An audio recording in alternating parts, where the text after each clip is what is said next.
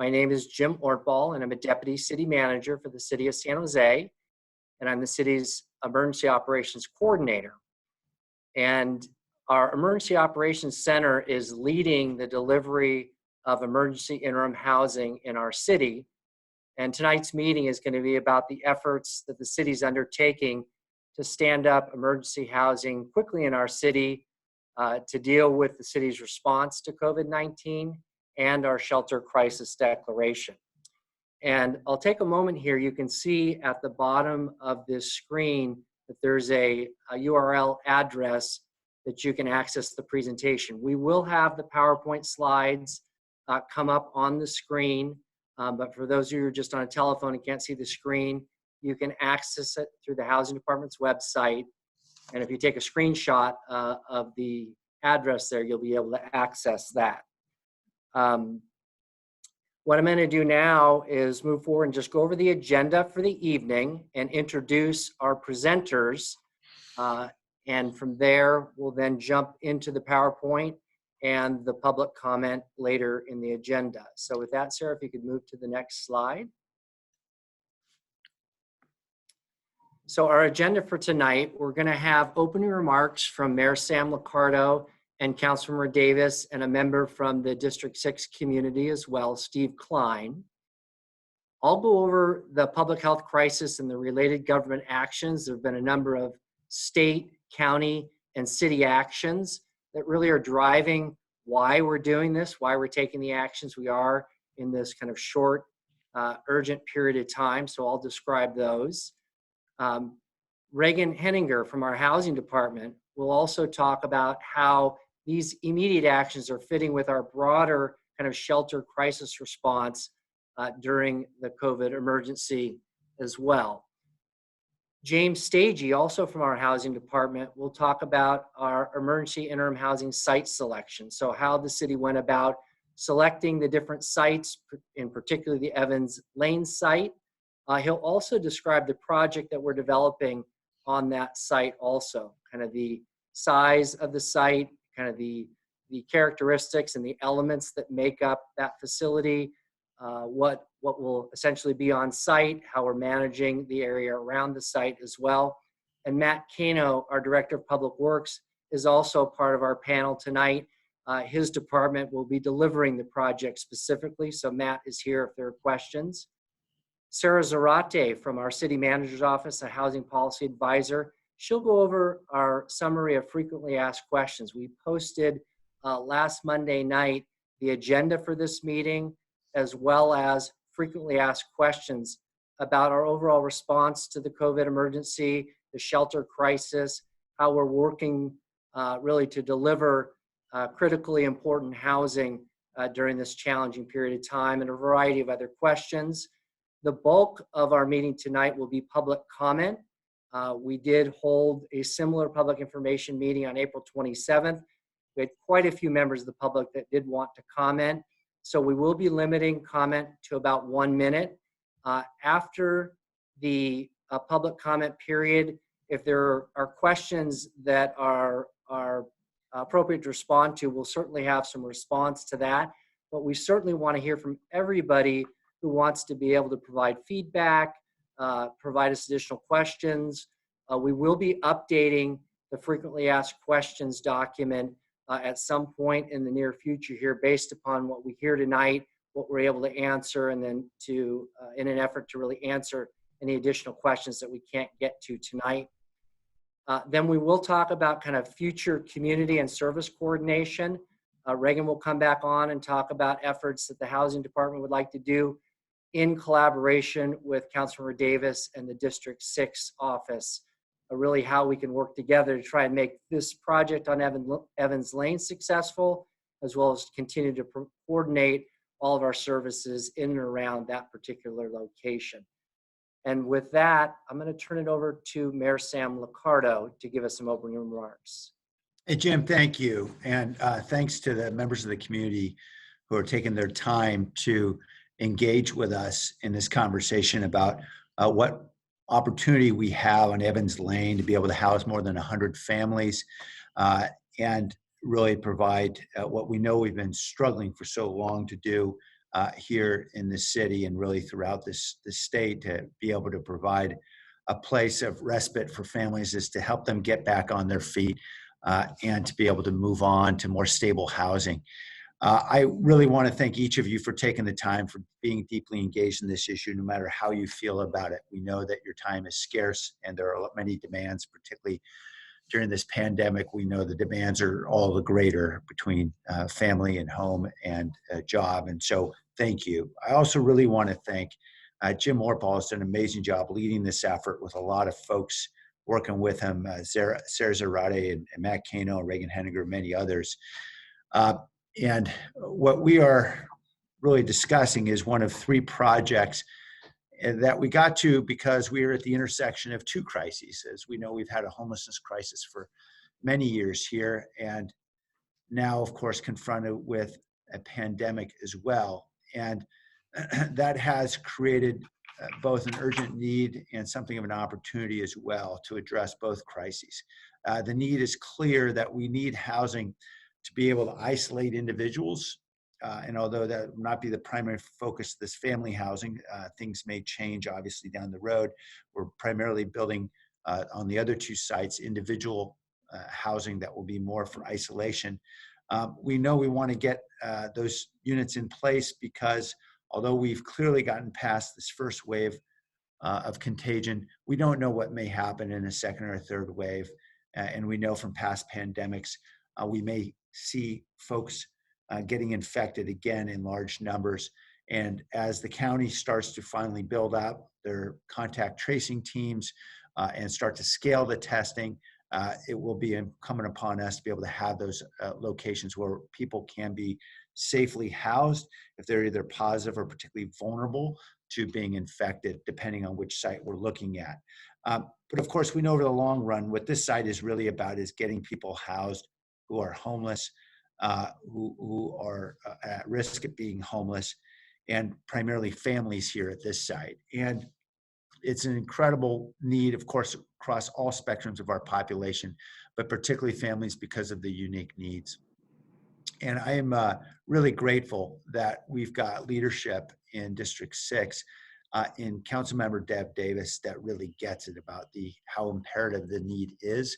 And what I really appreciate about Deb's leadership is two particular aspects. One is how deeply she is engaged with the community in really meaningful conversation about how the community can start to figure out how both we can address the reasonable fears that are in any neighborhood about where we might build housing for homeless or formerly homeless individuals, but also to really identify the opportunities in those conversations.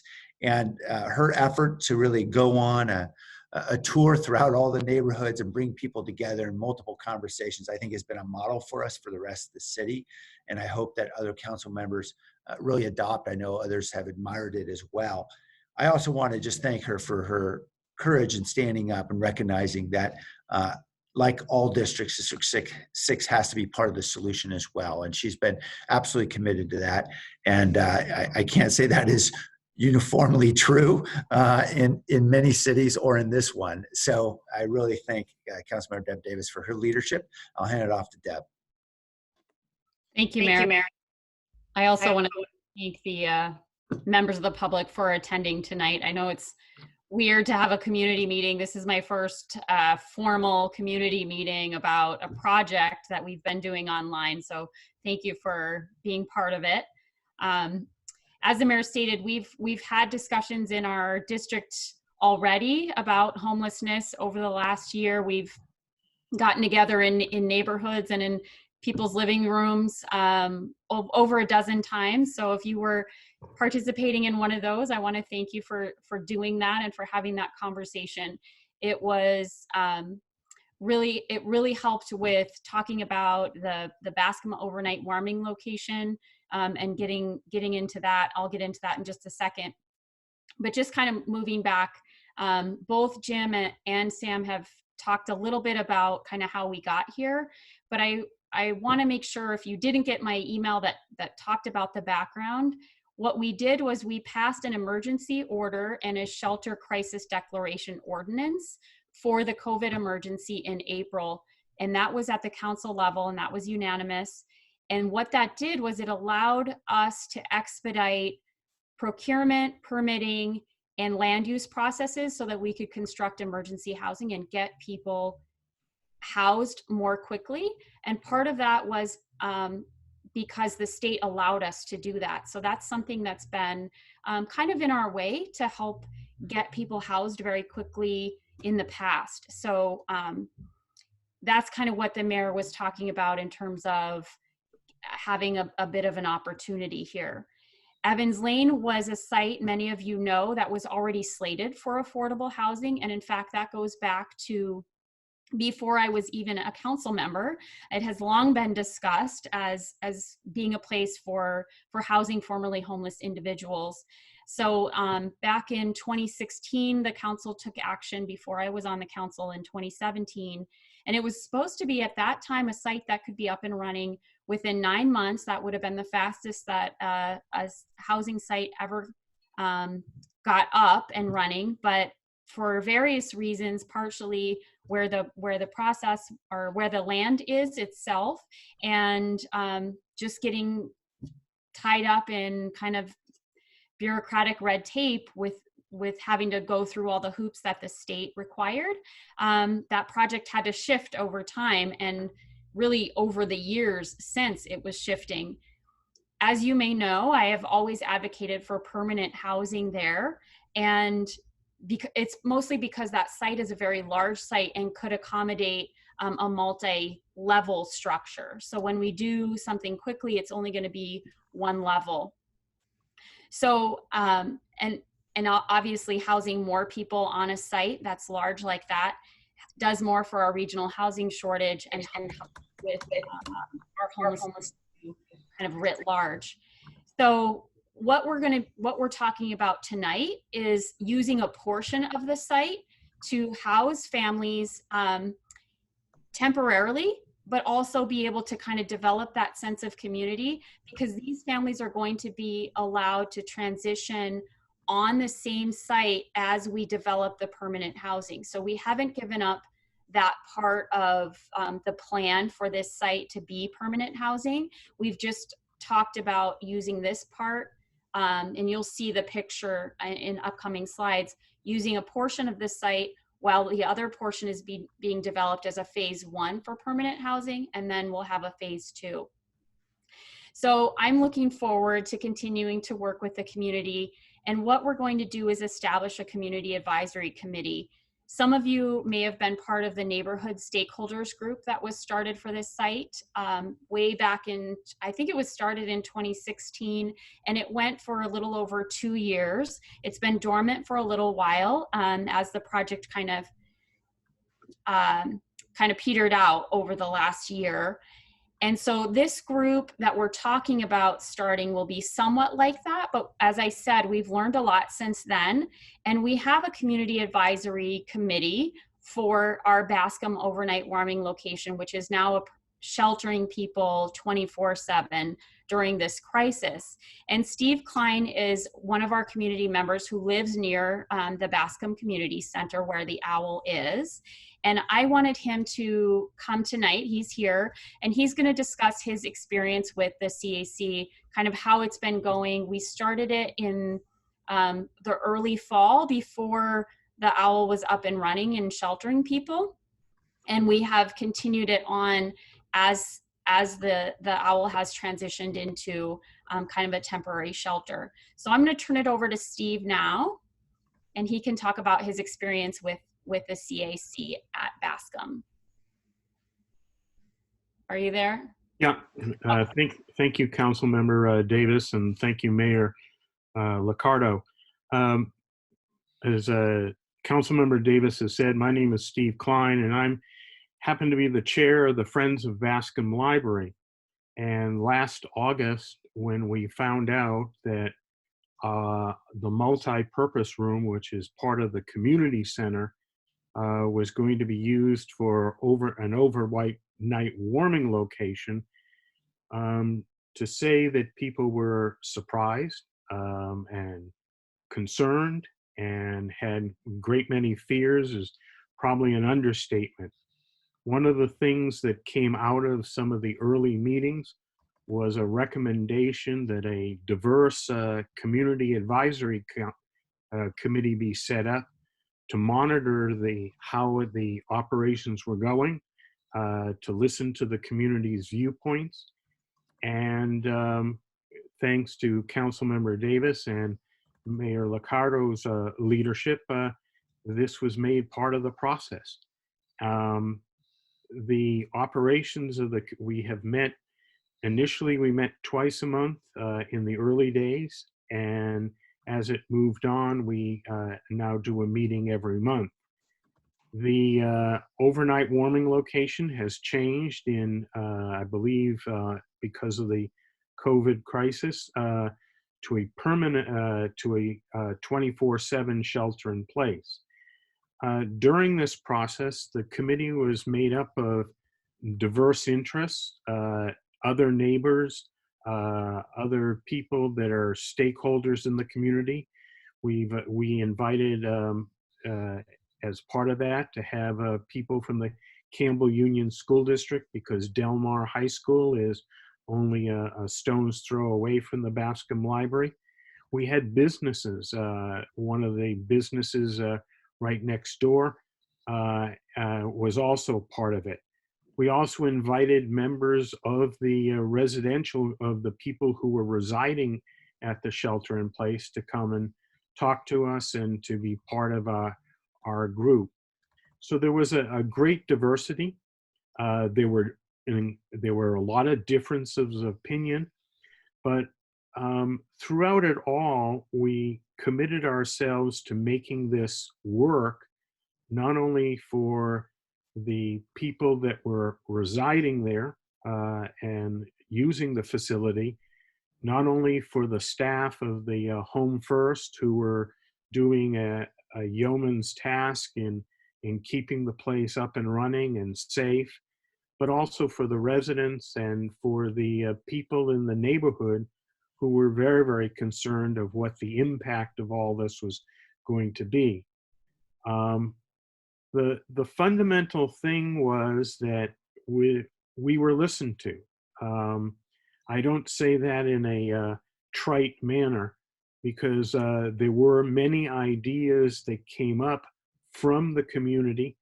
One of them was, just to give you a kind of quick, tiny example, was there's lots of shrubbery around the Bascom Community Center Library, and it was growing fairly significantly, and people could hide drugs and other kinds of non-essential ingredients there, which was disruptive of the neighborhood. We asked the city to cut down this shrubbery, and there was a response. We also asked for more police response, and that happened from both the police and the sheriff's department. So we were listened to. Many of the ideas were implemented. We also, when we came up with an idea and asked for it, regardless of where it came up from, and if there was an agreement for something to be done, the group was tenacious enough to ask for constant progress. With all due respect to some of our city department people, it was a little bit difficult on them, but we asked and we continually monitored it, and they responded. So that was a very positive thing. So we saw much movement in keeping these promises made. So I'm hopeful that the template, if you can call it that we've done at Bascom Library Community Center and with the OWL there, are all the problems solved? No, they will be ongoing and continued, and we're hopeful that there will be continued progress made. But the community is a part of this to solve a problem that is greater than any one of us, and that has been a strong positive thing. So I welcome all of you who potentially will be a member of this, and don't be hesitant to bring ideas, bring solutions. We have plenty of criticism. It doesn't stop, but please try thinking of the solutions, because that's where the progress can come. So again, Councilmember Davis said that I shouldn't be loquacious, and I've probably limited my time. So thank you very much for listening. Thank you, Steve. I didn't say that you shouldn't be loquacious. I said I know you wouldn't be, and you weren't. Thank you very much. So what I've really appreciated about the Bascom CAC is it has been very solutions focused. So we get together and we talk about issues that come up, and the whole group is focused on, how can we make it better. So that's one of the things that I know has made that a much more successful endeavor than it would have been otherwise. And I look forward to doing that same thing with Evans Lane. I've been very involved in the Bascom Owl and the CAC, and fully intend to continue that with Evans Lane as well. So with that, I will turn it over. I can't remember who I'm supposed to turn it over to. I think it's Jim. It is back to me, council member. Great.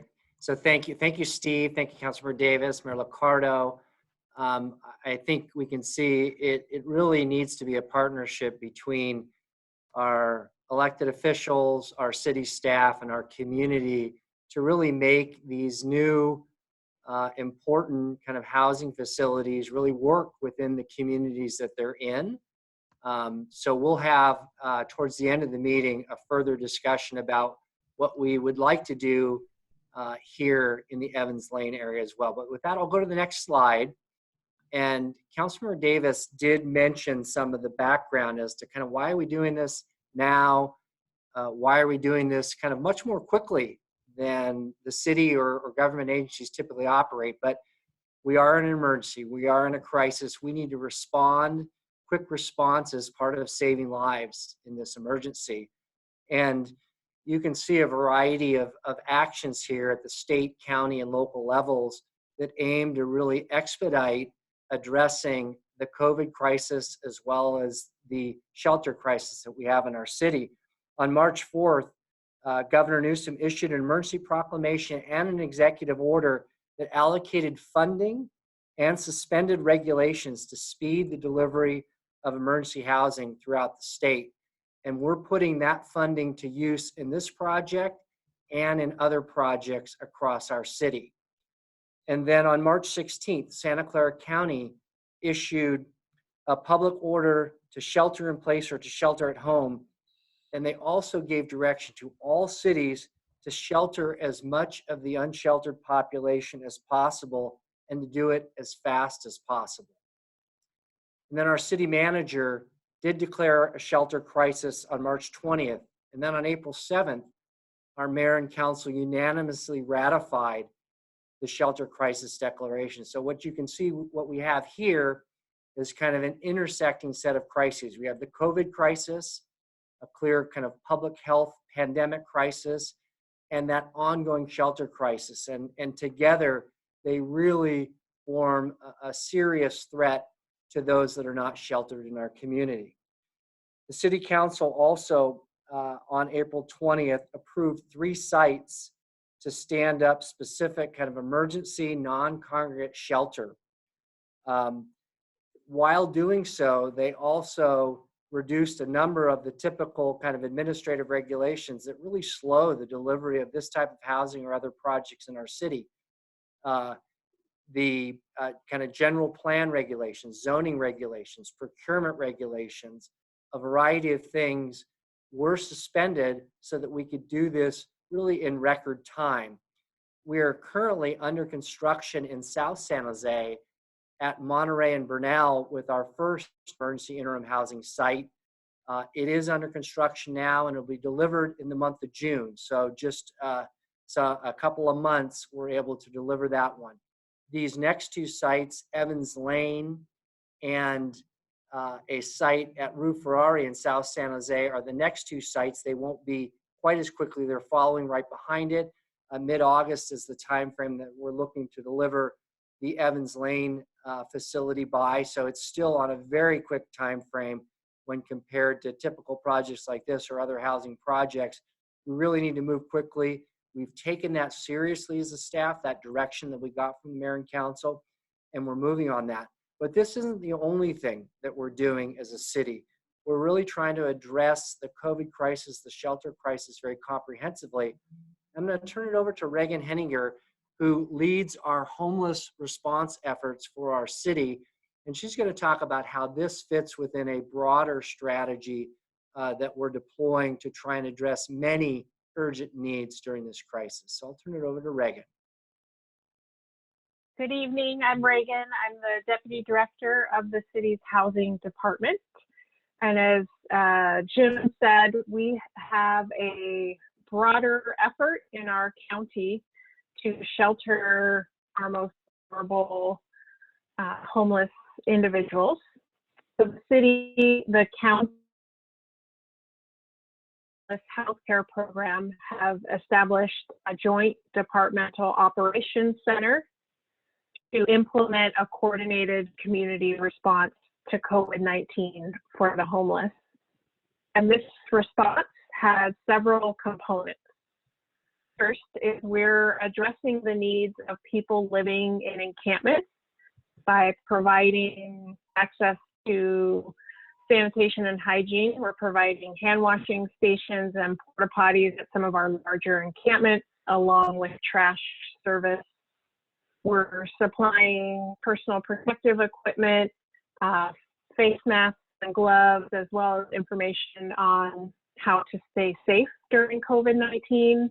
We're working with Valley Homeless Healthcare Program to provide medical care and medical visits to large encampments. There's a team of doctors, we call the backpack medicine doctors, who visit encampments, and we're also supplying water at encampments.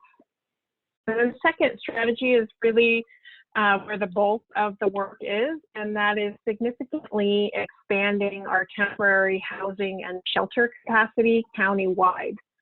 And the county is leading the effort to secure hotels and motels for homeless individuals. The city is the lead on setting up new congregate shelters. So far since March, we have secured over 700 motel and hotel rooms across 13 sites in 7 different cities throughout the county. We have also established over 450 new temporary shelter beds. Jose's also set up a temporary congregate shelter site for families at one of our community centers. And we recently opened 90 RV trailers that we received from the state.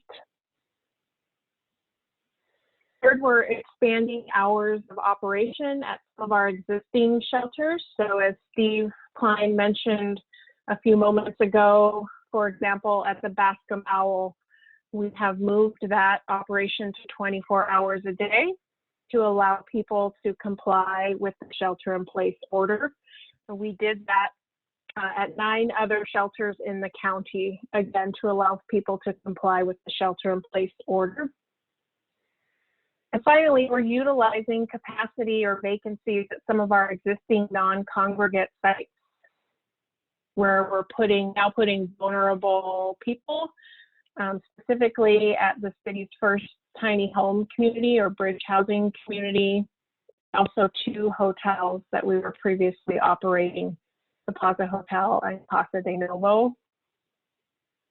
So the priority in this response has been to shelter what we term vulnerable people.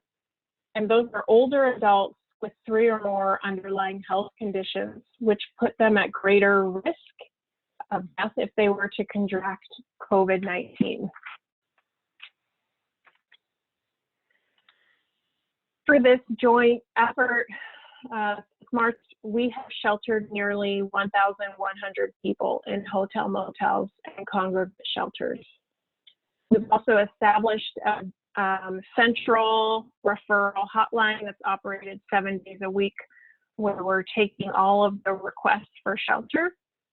And that hotline is staffed by medical doctors and nurses from Valley Homeless Healthcare Program that are triaging people on the spot to understand their medical conditions and then make the appropriate placement for them, either a hotel, motel, or other non-congregate setting, or in a congregate shelter. We continue to identify new opportunities to shelter these vulnerable individuals. The county continues to pursue hotel and motel partnerships. And now I'm going to turn it over to James, also with the Housing Department. Thank you, Reagan. Next slide. Great, thank you. As Reagan mentioned, we've been working on a number of different types of interim or short-term housing over the past few years. Our bridge housing communities is an example of that. Jim had mentioned it as well. So this February, we opened our first 40-unit bridge housing project on Monterey Road. And you can see it here on the list. We're currently in development on our second bridge housing site in District 7 on Felipe Road, or Felipe Avenue, I should say. In that process, back in 2017, when we first began exploring bridge housing, staff went through a very robust site evaluation process to identify the most viable sites that we could use for bridge housing. We weighed several factors, from proximity to other uses to potential development constraints. And eventually we developed a prioritized list of sites to use for bridge housing. With this recent health crisis, we pulled that list up and reevaluated the sites that we were looking at for that list. Our primary focus has been really the three things that you see here. Site control, access to utilities, and grading really were some of the key things that we looked at. And we were looking at these things in particular because these are the things that we knew would allow us to expeditiously build these particular sites. So let's go ahead and move on to the next slide, please. So in going through and identifying the sites on our existing list, we reassessed the list that we had. And here you can see these are the sites that we initially identified as the top sites. After doing some further investigation or analysis on these sites, we determined that the three sites that were most viable for this type of interim housing were the Monterey Burnell site, which Jim had mentioned earlier. We've already begun development on that site. Evans Lane and Rue Ferrari, which is a Caltrans owned property. The sites that you see in red are sites that we just deemed there were too many restrictions or too many challenges to developing these sites. So we ended up eliminating these particular sites. And then in yellow, you can see there are 4 sites that could potentially be developed in the future, but they do present many development challenges. So let's go on to the next slide, please. So as Jim already mentioned, we identified the 3 sites that we're going to be moving forward with or already have started moving forward with. The Bernal Monterey site was the most immediate site that we could begin development on, and so we began development of that site a couple weeks ago. We're in the process of grading and trenching for utilities at this particular site. Evans Lane we identified as a very good site, particularly for families, particularly given the fact that we are going to continue to keep pursuing affordable housing development on that location, and this would be a good opportunity to transition families from the interim housing to the permanent housing. And Reagan's going to talk a little bit more about the permanent housing development that we're looking at shortly. And then lastly, the Rue Ferrari site, which is a Caltrans owned piece of property. This particular site is large, and so it provides us a little bit more flexibility than some of the other sites. Both of the Evans Lane and Rue Ferrari sites, we're looking at developing between now and sometime in mid to late August. Let's go ahead and jump to the next slide. Next slide, please. All right, so here you can see, if you're not familiar with the Evans Lane site, the site is approximately 5 acres and it's just north of Kirtner Avenue, and it's bounded by Almaden Expressway and 87 to the east and west. The emergency interim housing project will only use about 1/3 of this site, as you can see from this rendering here. So Reagan will touch a little bit more, like I said, on the permanent project that we're looking at developing in the future. You'll also see an estimate of the projected schedule for construction. Through a competitive process, we were able to select Habitat for Humanity as the contractor who will be working on this particular site. We're still in the process of negotiating the agreement with them, but as you can see from the schedule, we're still looking at an opening of sometime in mid to late August. Okay, next slide. And this is the next slide is really kind of the fun part, because you get to see a little bit more of what we've been working on over the last couple of weeks, which is what will the site look like for families that we're planning on housing here at the site. You know, the city has pulled a lot of information from previous outreach work that we've done. We've pulled information from, or data from, lessons learned, and worked with the community in kind of identifying the key needs for projects like this. You know, we really are looking at several different factors in how we think about these types of projects. So we wanted to develop, you know, a community that was reasonably sized, but that could adequately house and maintain the physical distancing that we're trying to achieve with this current health crisis that we're in. We wanted to ensure the site is functional and easy to manage, and not just for the operator, but make sure that we're good neighbors to the community. And finally, we wanted to ensure that the site was safe and secure. And as I just mentioned, not only for the benefit of the residents living on the site, but for the surrounding community as well. Unlike previous bridge housing projects, which many people know as our tiny home projects, these particular communities, these 3 interim housing sites that we're building, will be using modular construction. So many are familiar with, you know, the modular trailers that they may have seen at you know, mobile home parks or other types of communities, very similar to that. The site will hold up to 42 families, and as the mayor said, up to 108 people at this particular site. The site will have 24/7 security, and so there you can see that there's built into the site, we have office space for security for 24-hour, 7 days a week staff on site. The facilities will have shared kitchens, shared laundries, computer labs. Reagan is going to talk a little bit about the programming and the services that'll come along with that, but we wanted to make sure that we created a space that would accommodate that. In addition to that, we have parking for the staff and the community members that are living at the community.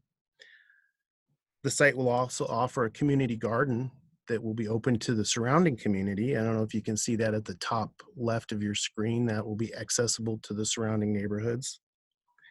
And finally, we're going to offer some basic street improvements. I know, you know, as Deb mentioned, that her office has been working with this community for several years. I've had the great fortune of being part of that off and on over the last few years. And so I do know that there's a lot of discussion and a lot of need in this particular community, and that will continue to happen through the permanent project that Reagan's going to talk about.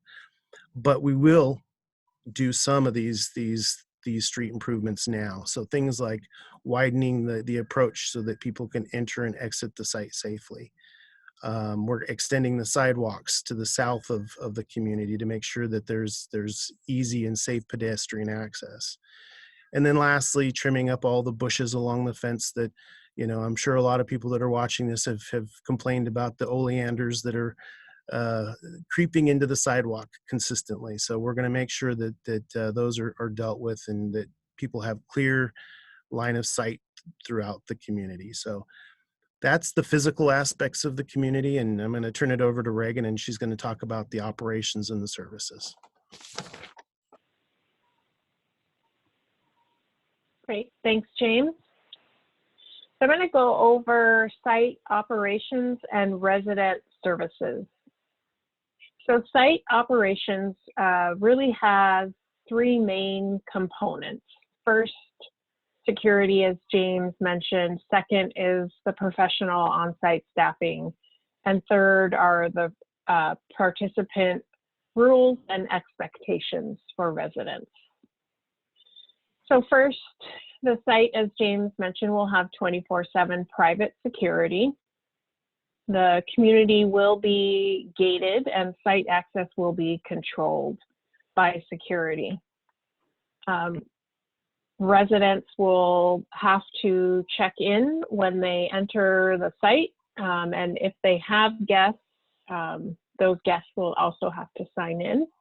But I just want to note that during the COVID-19 shelter in place, we, at all of our sites across the city, we're not allowing guests because everyone should be sheltering in place. And the security is also responsible for perimeter checks and patrols around the perimeter, fire watch and monitoring both inside the site for any unwanted activities. And then the second component of site operations is the on-site operational staff. The city is currently going through a procurement process to select a professional site operator. We'll select an operator based on their ability and their experience. First, their experience working with homeless individuals and providing coordinated care and services. Second, an organization's ability and experience providing on-site property management services such as maintenance and repairs, landscaping, overseeing security. And third, we'll also be selecting an operator based on their ability to develop and implement what we call a good neighbor plan. And that plan should have things like attending the appropriate neighborhood meetings, ensuring that their management staff is available to respond to neighborhood concerns.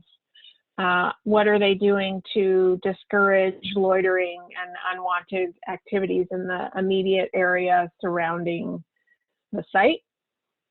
And then finally, what is their financial strengths and their ability to stably operate a site? And then the third component of site operations is the participant rules and expectations. So participants are typically asked to sign a program agreement where they agree to a number of things, such as they commit to being a good neighbor. So that means keeping the site clean and safe, and also that includes the area surrounding the site. The good neighbor or the participant agreement also includes things like no firearms or weapons allowed, no illegal activities or drugs on site. Participants agree to quiet hours. No shopping carts are allowed on or near the site. Pets have to be vaccinated, and residents must meet with their case manager. So these are examples of the kinds of things that are included in a participant agreement that residents sign when they first enter the site. So those are the primary components of operations. And now I'm going to go over resident services that may be available. And the primary components often of resident services are typically case management, workshops, and third, connections to other resources.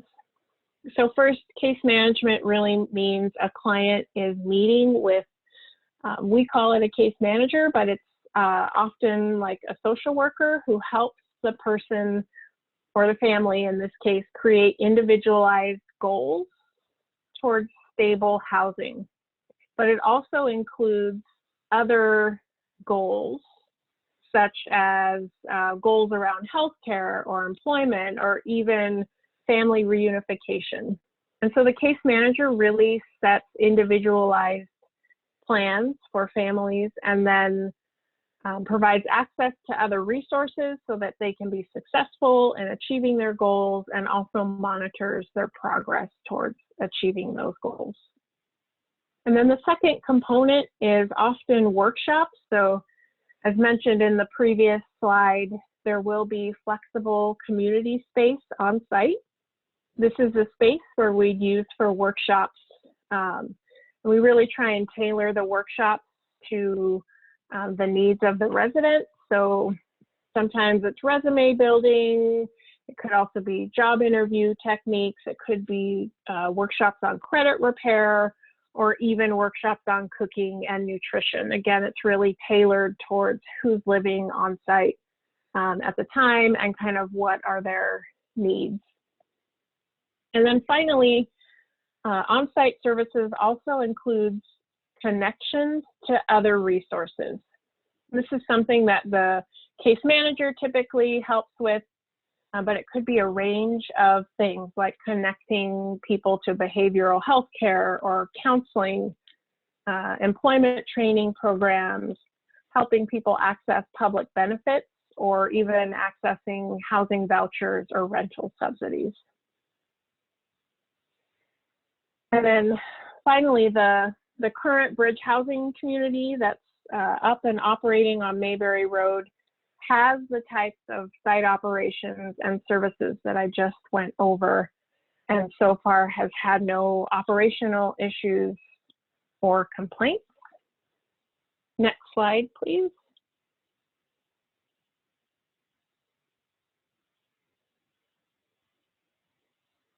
There we go.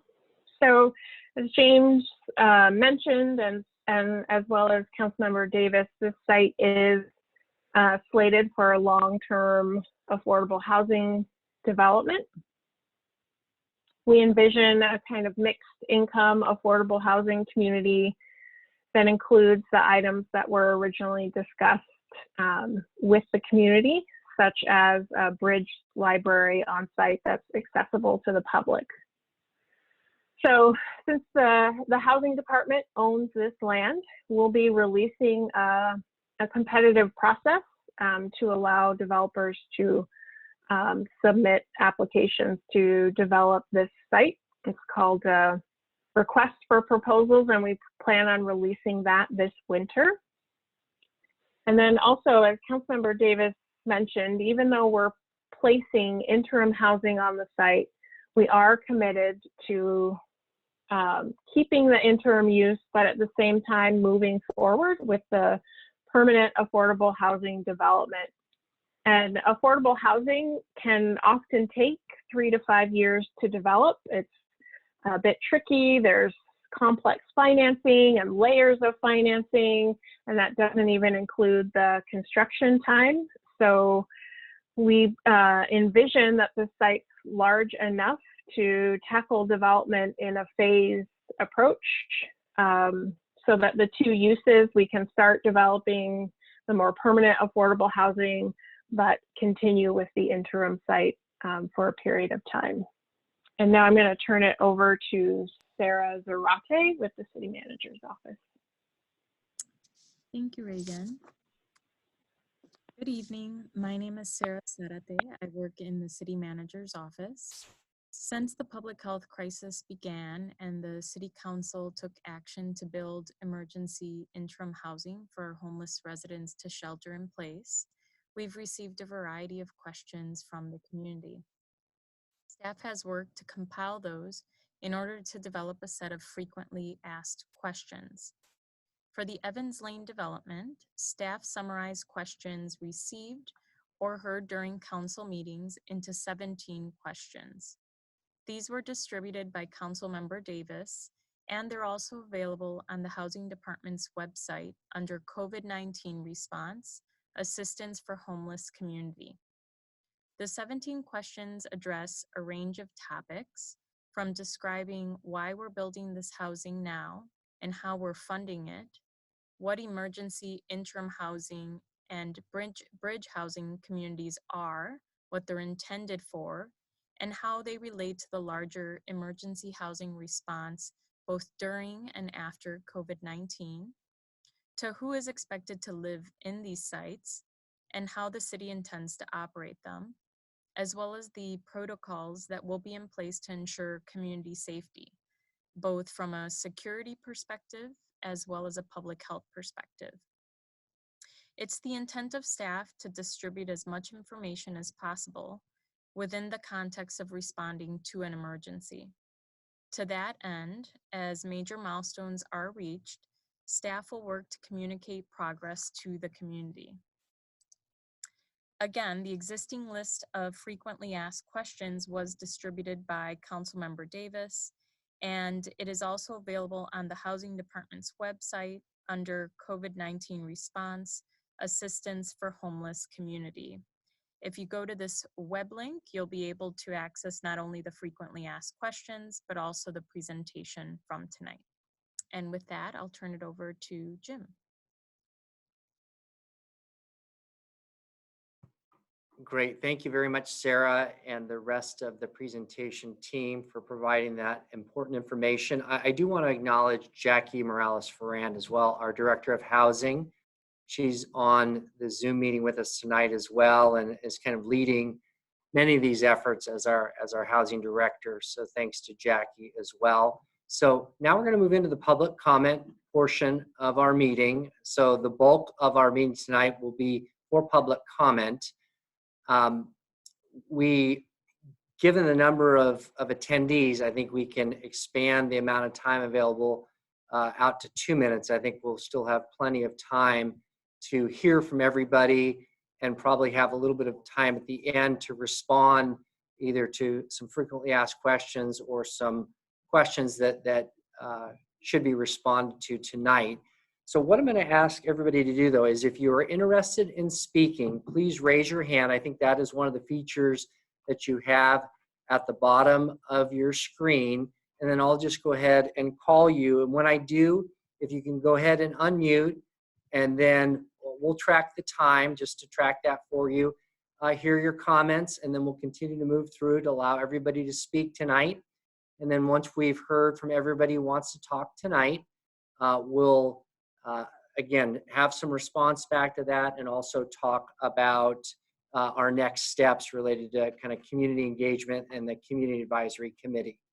So with that, I see Linda Mandolini would like to speak. Go ahead, Linda.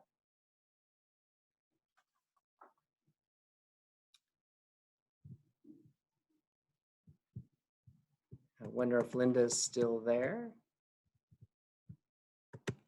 If you can unmute, Linda.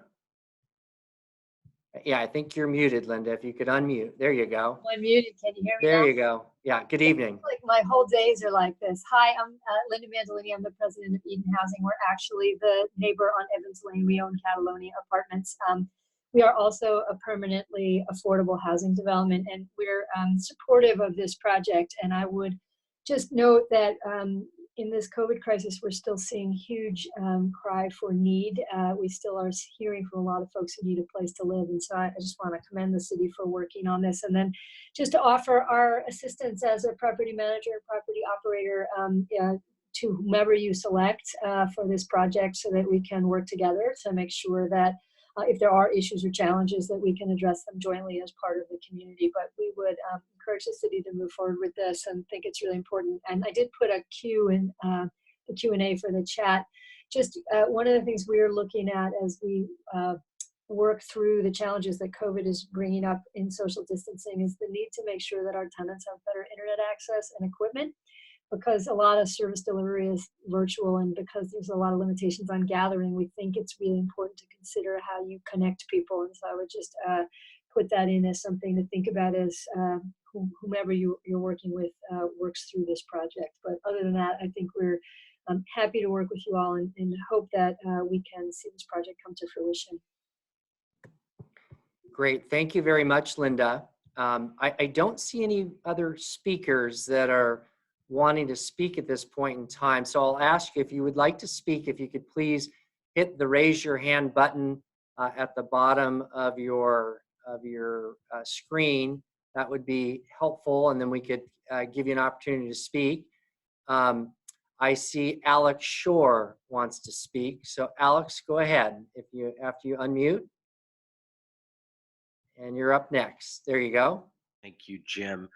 I had put a little question in the chat function, and so I didn't know if y'all had a chance to look at that. But just curious, what input, if any, is the city looking for tonight from the community on this project at Evans Lane, and are there components to it that community members can help shape with the city and the eventual operator?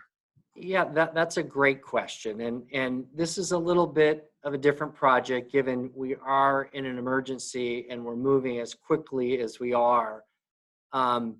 So, you know, we have done a 30% design thus far. What James showed you earlier was a concept, and that we used to essentially kind of bid out the project.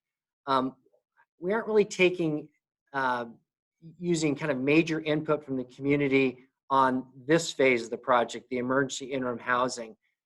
The project that Reagan described, the long-term kind of affordable housing project, that one we were having quite a bit of community input in shaping the project, shaping the surrounding area. On this project, we're moving rapidly, but we're open to feedback. If you have something that you want us to be aware of, want us to think about. I think Linda's point about having kind of access to the internet and having the community connected while we're in a shelter in place, I think that's great feedback that we can receive on the project. I think that's something we're absolutely interested in doing and see the importance of that. So those types of comments are very welcome. Generally speaking, though, you know, the schedule, the size, the number of units, that is largely set given kind of what's our capacity in this short period of time. But go ahead, Alex. Take your couple of minutes and let us know if there's anything you'd like us to be aware of and think about. Well, I think it's great to see a community garden on the site. That's phenomenal. I think you all have been working with La Mesa Verde in the past, of Sacred Heart on that. And from the perspective of the organization that I'm with, Catalyze SV, we think those kind of amenities on site are fantastic, not only for creating activity and vibrancy, but also providing a food source for the residents and making this a hospitable place for them and for the neighborhood. So we love to see things like that. And we have a monthly project advocacy committee that meets and reviews development projects and provides feedback. So if that's something the city would like to do, let us know. We have converted that entire operation over to Zoom, just like you're doing this meeting. And it's a way to work with some community members who want to see good development get built and yet have some ideas for how to make it as good as possible. So if we can be helpful to the city in this process of the long-term project, not the short-term one, as you specified correctly, Jim, we would be happy to help be part of that process. Thank you. That's great. Thank you very much, Alex. I don't see any other participants that have their hand up, so please put your hand up if you're ready to speak. And then I am seeing some questions popping into the chat box or the Q&A box, so we'll try and take those. But I do see two hands that have been raised. The individual with your phone number ending in 7582, if you could unmute and please go ahead. Again, 7582, if you could unmute and go right ahead. Okay, can you hear me now? I can hear you. Okay, this is Jerry Nave, and I'm very familiar with this project, and the people involved are very familiar with me. Evans Lane Coalition, which was a group that was started initially so many years ago now, is supporting this step towards permanent affordable housing. However, there will be the question, which will have to be answered, I believe, to the resident satisfaction, even as you begin this first step, which is the traffic issue coming off of Evans Lane. I'm sure you're all more than familiar with it. But I just wanted to bring that up because I don't want that to be lost in the process. We were also on Evans Lane. We were meeting regularly, actually, and I'm sorry I can't remember her name right now, but she was fabulous, and I'm sure Jackie and her staff will remember who it was. But the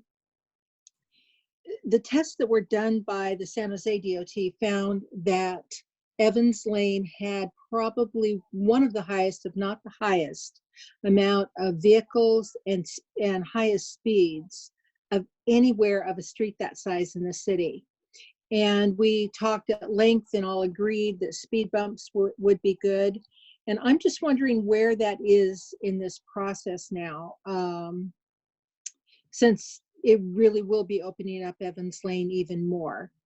And so that's primarily my question, where we are with the traffic. And other than that, of course, we want to be part of what goes on. It's really important to us. And I know that all of you know that and are really considering and being considerate of us. So I thank you for that. Thank you for your comments. And given the amount of time we have, I think we have a little bit of time to briefly address that. Maybe I'll ask James if he could just briefly comment on the traffic work that we were previously doing, the basic traffic look that we'll have during this phase of the project, and then long-term when we move towards the affordable housing project, the long-term project, how we'll incorporate those ideas and concerns. And James, if you wouldn't mind just briefly responding to some of that. Yeah, sure. Hi, Jerry. Yeah, as I mentioned earlier, for this phase, we're really looking at doing kind of some basic improvements. But I do know that the speed humps that you're speaking of, there are petitions to continue to keep moving that forward. And I know there are some other, traffic calming things that they're doing to try to accommodate what you're talking about, which is that there are a high number of cars going. It's such a long distance of road there that people like to speed up and down. So those are still things that our Department of Transportation is working on right now, and those are things that we're going to continue to keep working on in conjunction with the long-term affordable housing project. Those are actually mitigation measures that are part of that. Great. Thank you, James. And Jackie has reminded us that it was Aurelia who was the housing staff Right. member coordinating that effort. And one of the key things being worked on was the petition, because the community Right. does need to support road humps to be able for us to install them. So that was part of that process. But thank you on that, James. That focus on traffic safety will continue to be an important part of that. I'm going to go on to Steve Lynch. Steve, if you could go ahead and unmute yourself and go ahead. You have the floor. Great. Thank you, Jim. My name is Steve Lynch, District 6 resident, and just anecdotally, I actually live on Blewett Avenue, and I lived here before the speed humps and after the speed humps, and I can attest to the fact that it's not a magic bullet. It slows down good people that acknowledge the bumps, but most people don't acknowledge the bumps. They're just not large enough. So please just realize that you can put them out there, but it's not going to do a whole lot. Hey, but my question on the project is, which I think this is a fantastic project, by the way. In just the last 20 years, I've noticed just a significant increase in homelessness around Willow Glen. And it's gone from a couple of folks that we knew their names, we'd talked to them, up to just an incredibly large transient population living in just some pretty horrific conditions. And I guess I'd like to know, will Evans Lane project, is it specifically going to target sort of District 6 homelessness or in the area? Or is it looking at sort of solving other homelessness issues from downtown or a lot of the other cities in Santa Clara County that are, sending their homeless to San Jose? Because I'd really love to see a bit more of a local solution for this. And that's it. And just thank you, San Jose City staff, for all the time you spent on this. I think it's an incredible project. Great. Thank you very much, Steve. Reagan, do you mind giving a brief response to Steve in terms of the central kind of referral system, how we're going to approach it during the COVID emergency, and then generally how the central referral system will try and address people that are most in need? Sure. So during the COVID emergency response, we have established a centralized referral placement system for all of our placements, whether it's in our hotels and motels or in some of our temporary congregate sites, and even for this emergency interim housing that we're talking about tonight. It will go through this central referral process. That's a hotline that's managed by the County Office of Supportive Housing as well as Valley Homeless Healthcare. And they're assessing people for their vulnerability. So if they have 3 or more pre-existing underlying health conditions, such as diabetes, lung disease, history of cancer, to name a few. So we're placing folks who are the most vulnerable in non-congregate sites. So this will be one of them. And then after COVID, we'll have more flexibility on who we accept into the program. I imagine there'll be a transition period where we're transitioning the families we served during COVID and transitioning them on the site, and then hopefully later to permanent stable housing. In general, throughout the city, at all of our shelters and permanent affordable housing developments, we find that 70% roughly at each location are San Jose residents. And so we are serving our community members in these programs. And Reagan, just to reiterate, this particular site is specifically for families. So that's right. Yeah. So I just want to make sure that everybody caught that this is not for we don't see a lot of families in Willow Glen, but we do see some. So if they who are homeless, so if they are families and just to be clear, oftentimes that'll be like a single mom with kids, something like that, any kind of family unit. That's what we're talking about for this site. That's correct. Yep. Okay, I'm going to go on to, and I see Jean Ann 2, and we also saw a question in the chat box as well. And I think I recognize that email, but go ahead, Jean Ann 2. If you could unmute yourself as well.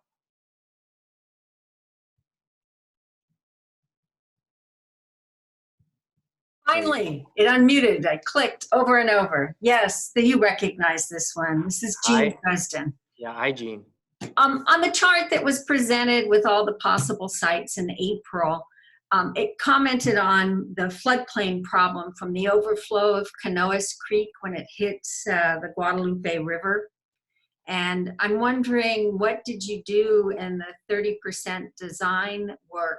Does it show how you address that flood issue that the concern was expressed on? Yeah, great question. Maybe I'll ask James or Matt Kano to jump in. We situated this particular location on the larger site in a particular location that helped mitigate that for the interim, the emergency interim project. But Matt or James, if either of you could just jump in and if there's any more specifics you want to provide. Sure, Matt Cano, just as you mentioned, Jim, on this project, we designed it to stay on the other side of that line and to stay out of the floodplain. And there's also additional stormwater management treatment capacity on site so that it doesn't contribute even more to any challenges out there. But again, we designed it to stay on the good side of that line for this project, so we didn't have to, so we can avoid that challenge here. Great, thank you for that. And I'll go to Irene. Irene, you're up next. If you could go ahead and unmute yourself, and you have the floor. Oh, great. Hello. Thank you very much. I'm Irene from the district, and my question is, and I put it also in the Q&A just in case I didn't know how to unmute, and that is for those individuals that are sort of overseeing the site that have, whether it's security and others that are on site to support the community. What will they receive in either training and ongoing support when it comes to inclusion, diversity, respect, sort of being able to really connect with the community and to ensure that there's a mutual respect both ways in that community? Just to make sure I understand your question, are you asking about, Irene, the people who are operating and overseeing the facility and providing services, or the residents who are living there and receiving the services? Thank you. Those that are operating the services. Very good. Thank you for that. Maybe I'll just ask Reagan to briefly comment on that one. She's leading our process to select a professional operator for the site. But go ahead, Reagan. Hi, that's a great question, a really important one for us as we're looking for an operator who not only has experience serving the homeless, but I think really demonstrated experience in their diversity training. We're looking for an operator that has an overall philosophy to how they serve homeless residents. Are they operating from a place where they're meeting people where they're at? Because that's really what we found is the most successful. So those will be things that we look at as we're evaluating responses to our procurement. So I can't say, because we don't have an operator, I can't say for sure what it will be, but I can tell you that that is something that we look at when we're evaluating potential operators. Great. Thank you very much, Reagan. I don't have any participants who have their hand up at this point in time, but I did see one additional question in the Q&A box, and the question asked whether after we've gotten past the COVID pandemic, will we be able to open up the site to more than 108 individuals? And we don't anticipate being able to. We're designing the facility to essentially have 108 beds. So we don't want to overcrowd the site. It's sufficient for that number of people, but we really aren't in a position to have more than that at the location. So it's essentially going to function, serve kind of the same number of individuals when it opens and kind of into the future as well. Let's see, I still don't have any people who want to ask a question, but I see another question here in the chat box about speed bumps.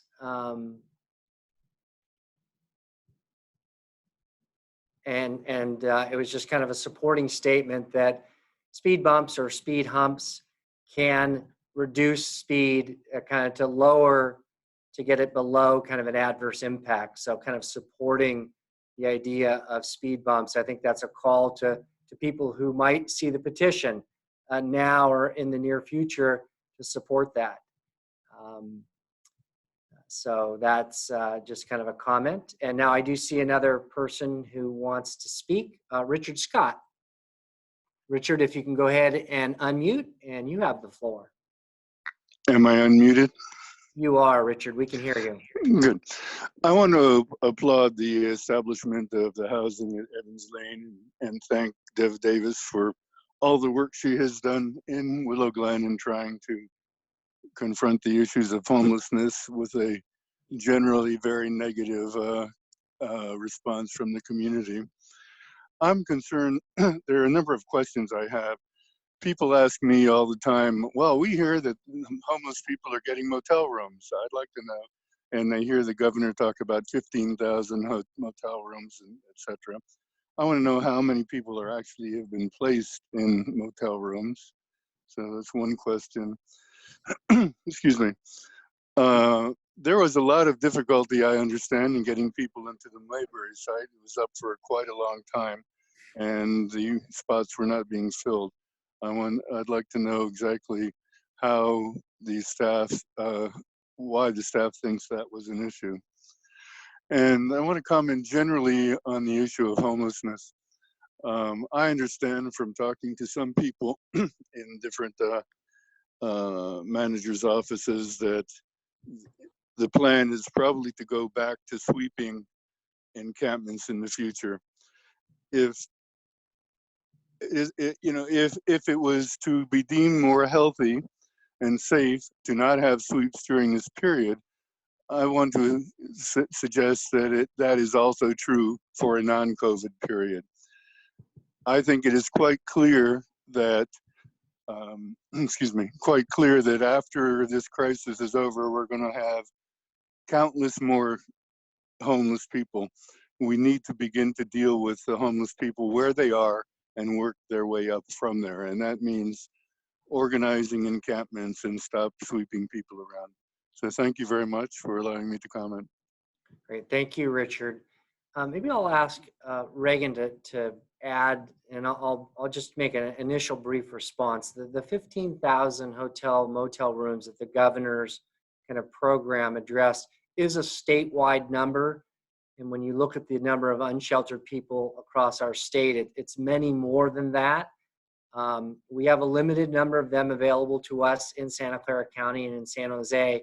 And Reagan is working with the county on utilizing what we have available in San Jose for that. I'll ask her to talk about how that program is working here in San Jose and Santa Clara County, and then just maybe briefly some of the broad efforts. She touched on it early in her presentation, our efforts to try and address the shelter crisis in our city and what we're doing during this crisis and what we'll continue to do. But Reagan, if you wouldn't mind just covering a couple of those topics. Yeah, of course. So hi, Richard. So hotels and motels has been the county taking the lead on that. And that's largely because the original executive order issued by the governor was a program to help counties lease up hotels and motels. So the county has been the lead on that.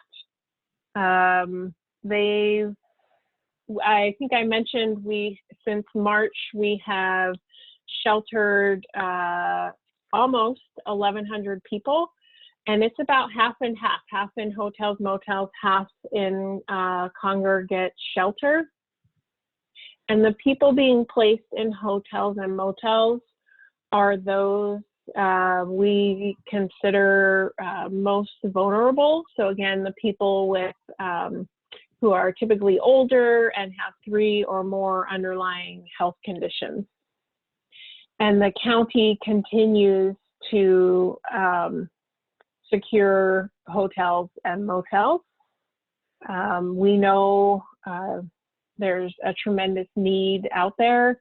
Valley Homeless Healthcare, in their records alone, they think there's about 2,500 people who meet that definition of vulnerable.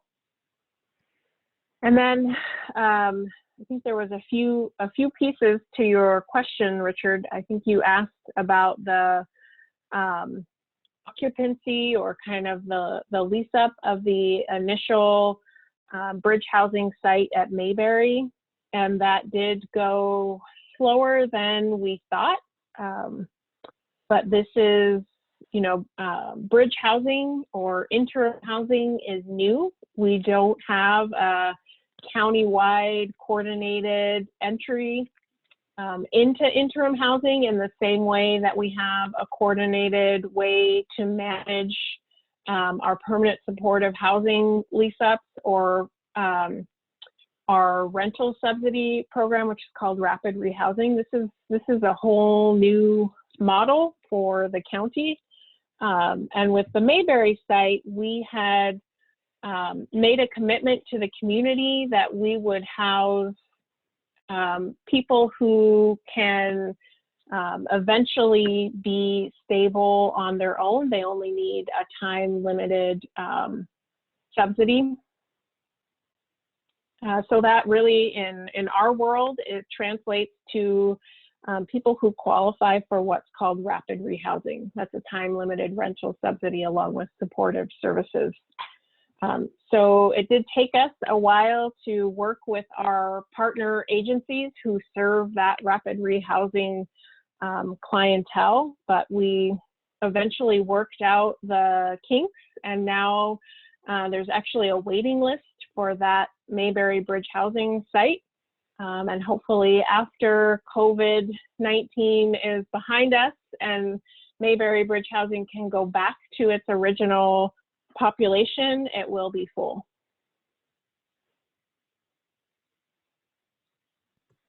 Great. Thank you very much, Reagan. Appreciate the response. I don't have any other hands raised at this point in time, so I don't know if everybody who's wanted to speak has spoken. Anybody who hasn't spoken yet who wants to speak, if you could raise your hand at this time. Okay, not seeing any. I do see Richard has his hand raised again. I think we have some additional time. So Richard, why don't I go ahead and if you have an additional question or comment, go ahead and provide your additional comment. Yeah, Reagan, you didn't address the issue of organized encampments and stopping the sweeps. It just seems insane not to deal with the thousands of people where they are. If you could please comment on that, thank you. Sure, I'd be happy to. So right now, the CDC guidance, the guidance on encampments from the Center for Disease Control recommends that you do not do abatements, but rather you allow homeless individuals to remain where they're at. That's partly for 2 reasons. One, so that they stay where they're at and don't move throughout the community to potentially spread this infectious disease. We're all supposed to be sheltering in place.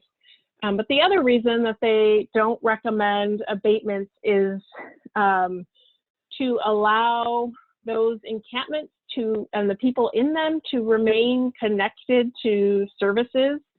And so that was part of what I mentioned earlier in the presentation about our broader response to homelessness, how we are working with Valley Homeless Healthcare and a number of our street outreach teams and volunteer advocates to visit as many encampments as we can, provide personal protective equipment, provide hand sanitizer. We've even provided tarps and tents to allow folks to socially distance and spread their sleeping arrangements even farther apart. So as long as the shelter in place remains in effect, I don't anticipate we'll resume. I can assure you we won't be resuming abatements. I would venture to say that abatements will probably be a slower ramp up process because we know the homeless population is particularly vulnerable. I don't anticipate abatements will necessarily look the same as they did prior to COVID-19. It may be something that has more trash service, for example, and less of dismantling tents and displacing people and asking them to leave. So that could be a temporary sort of measure. Well, as we know, COVID-19 will be here for a while as we ramp up testing and there's no vaccine. So I imagine abatements might look different for some time. Thank you, Reagan, for that response as well. I don't have any other participants that want to speak at this time. We do have 2 additional slides that we have to complete the program tonight. What I'll do is see if there are any city staff members that heard any questions or comments where they'd like to just provide any additional information to it. If there's any of them, I'll just wait for a moment to see if feel free to chime right in if any of the city staff want to add any additional feedback if I didn't ask you to speak. You're not hearing any. Councilor Davis, is there anything that you would like us to address in any of the questions that you heard? I think we did a good job of answering the questions as they came up, and I really appreciate that we could do this in an interactive way. I know that when we have a large number of participants who want to speak, sometimes we don't get to be able to do that. So it was nice to have to be able to have question and answer period as opposed to just a public comment period. So I think we did that during the time. That was good. Yep. Great. Good. Thank you for that. Next.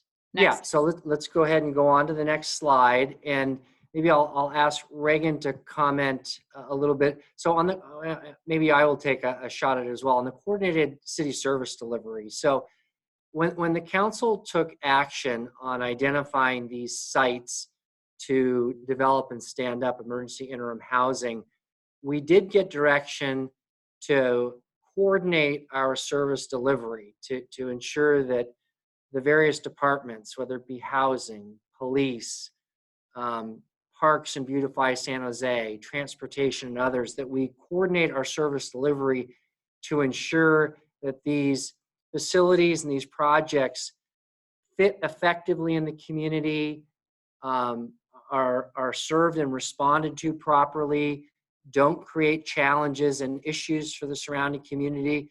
So that's something we will absolutely be working on. It's probably no secret to anybody, given kind of the economic impact of the COVID emergency, the city's resource situation is not as robust as it previously was. And so we're going to have to be thoughtful about how we coordinate that service delivery.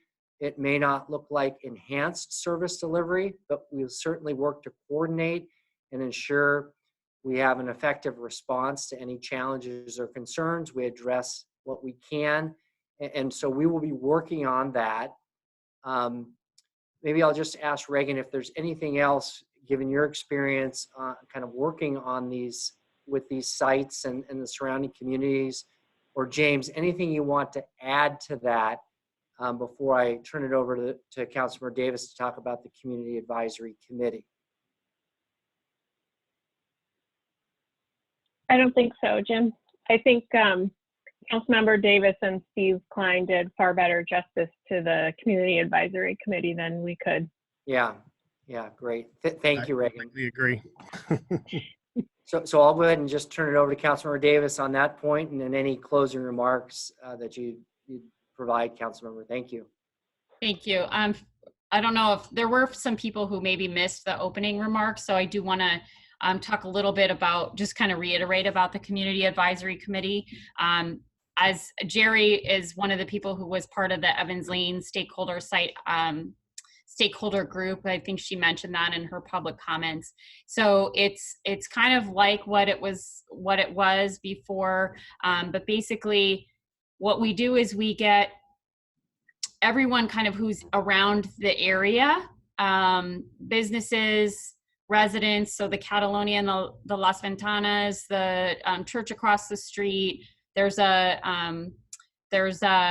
housing site that's next door across the street and the other across Evans Lane, and then also the people who live there will be part of it, along with city staff, myself, and at least one of my staff members. And what we do is we get together and we just talk about kind of how it's going. So we'll meet. We'll try to get this together pretty quickly so that we can meet at least once in June or July before it opens in August. And then we talk about exactly what's on here. And really, it's been a very positive experience, as Steve Klein discussed. Just talking about kind of how it's going to go, having suggestions, especially because we want to have people who are there all the time. I don't live on Evans Lane, I don't live on Kirtner. I live off of Bird Avenue, so I'm not there every single day. And that's why it's really helpful to have people who are nearby to be part of the group and to have that connection with our direct connection with our office to let us know kind of what's going on and what they've seen. So as Jerry mentioned, the traffic issue is kind of already there. And I really thank you, Jerry, for making that mention. I've already been texting with my staff about, we're at the budget process and we do have a very tight budget this year, but I want to look at what those numbers are so we can see if maybe we can do something either this year or in the next budget after this, to make sure that this has minimal impacts, or at least has positive impacts, because we've seen that the reason we included the garden, for example, in the site design, that came out of the previous Evans Lane stakeholder group, was a desire for a community garden. So that's basically the gist of the meetings. As Steve stated, we had been meeting, we met, I think, twice a month in the beginning, and then we did once a month kind of as the group got settled. And so I anticipate we'll do something similar for this site as well, but also taking into account the fact that we'll be meeting online in this way, and also that our city staff is a lot more impacted with the COVID response than they were when we started with the Bascom Owl. So hopefully people will be understanding that we might not be able to meet at the frequency in the beginning that we did with the Owl Community Advisory Committee. So that's all I have. If there's nothing else, I just wanted to thank everyone for attending the meeting tonight. And we look forward to a project that's solutions oriented, and that's really why we have the Community Advisory Committee put in place. And just to remind you, it's going to be a place for families, and families need a safe, clean place to shelter, especially right now, to shelter in place and in response to this crisis. So I just appreciate all the comments were very supportive and solutions oriented tonight, and I really do appreciate that. I am so proud of my community tonight, I gotta say. So I do want everyone to know that my office is available to answer questions going forward. You can sign up to receive updates, as you can see on the slide, but also my office is always available to you. And most everyone I saw already knows how to get a hold of my office, but if you don't, it's District 6, so District 6 at sanjoseca.gov, and you can always call my office as well. It's very easy to find. My website is sjd6.org, so very easy to find all our contact information on there. And I just want to thank everybody who came tonight, and also for those of you who spoke up and asked questions. You had some really good questions. And then, of course, I want to thank all the city staff. You guys have done such a great job in putting this together quickly and very thoughtfully. Jim, Jackie, Mayor Liccardo for coming, Steve Klein, thank you for your experience, sharing your experiences with the CAC, and then Reagan, Sarah, for your, and I know I've missed somebody, Matt and James. Thank you all for coordinating this tonight. It was a good presentation. I appreciate it. Thank you, Councilmember Davis. Katie Martin is the Public Works Project Manager as well. Katie, I knew I would miss somebody. Yeah, but so she's kind of the lead on it as well. So yeah, thanks to all the team and Councilor, your leadership as well. That we can only do these projects effectively with the partnership with your office. So thank you very much. And I think that I wanted to give you the last word. I didn't mean to jump in there, but no, that's okay. I just muted myself. Yeah. So you can. Anything else, or I think we're finished for tonight. I think we're good. Okay. Thank you all very much. Thank you for participating and providing us your comment. And have a good evening, everybody.